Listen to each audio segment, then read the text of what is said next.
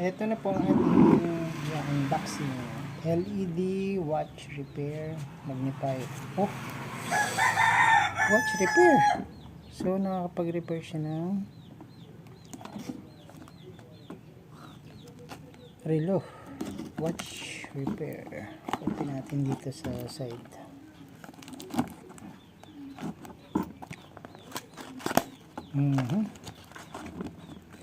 Yun, may nakita tayong manual. Number 9892H1-1 LED timepiece. Repair magnifier. Kailangan po natin kasi ito sa pagre-repair ng mga maliliit na electronics. Galing din China. Mga China po yung ano, text niya. Font text. Tingnan natin kung ito'y magagamit natin sa ating picture repair. Wow! Ganda. Titingnan ko po.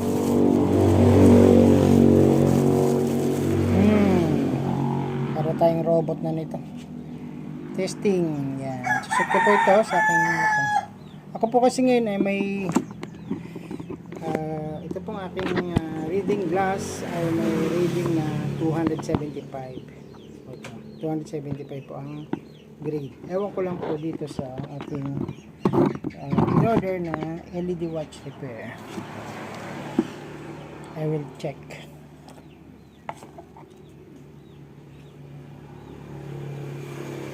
Naku, ang labo. Malapit ko yung papel. Wala akong makita.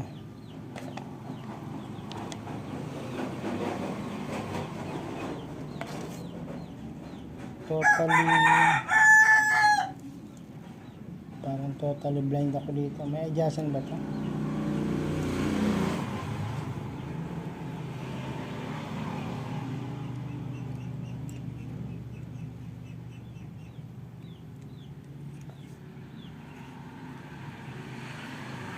Ayan na.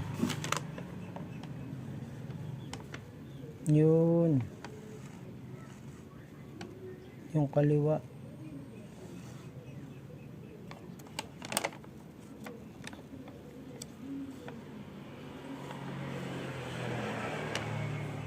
Yung kaliwa ko nakakabasa.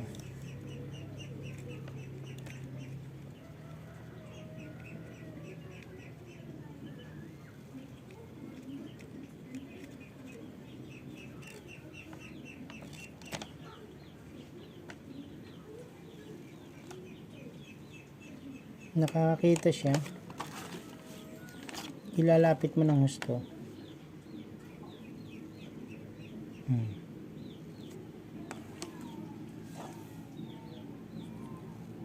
Ito may ilaw ba ito? Ito pa siya oh. Iwan ko kung ilaw ito. Gaganon din. Na-adjust din ito. Magagamit ko ito sa maliliit na PCB.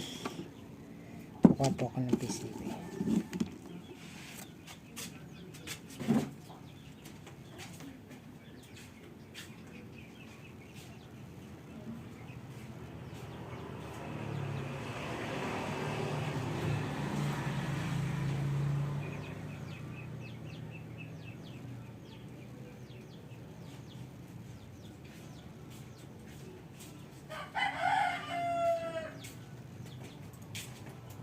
Ito po, babasahin ko po ito, yung sobrang liliit na yan. Sa aking salamin po ay basa ko po ito. Ayan.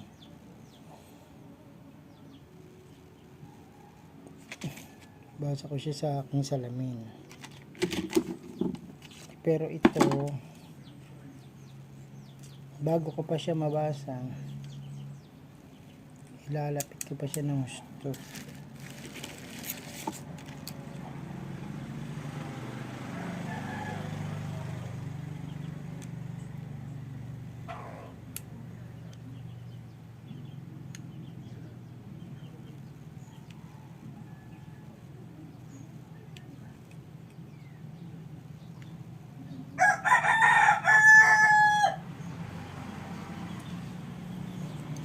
Ito na po.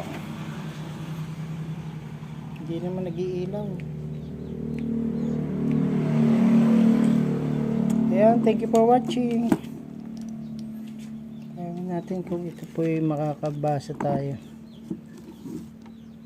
Air vent. Oh, may singawan pa. Saan ang ilaw nito? Ilaw. Parang may bumbilya pero saan ang switch?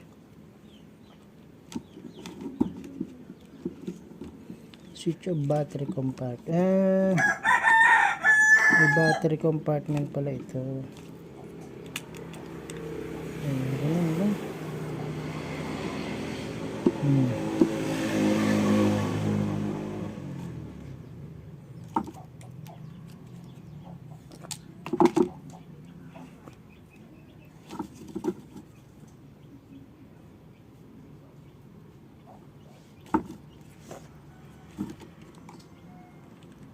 Pangrilo nga ito, pangrilo. Nako, sige, thank you for watching. Meron tayong watch repair LED. Nakita ko po ito sa Lazada, 200 plus. Sama ng shipping.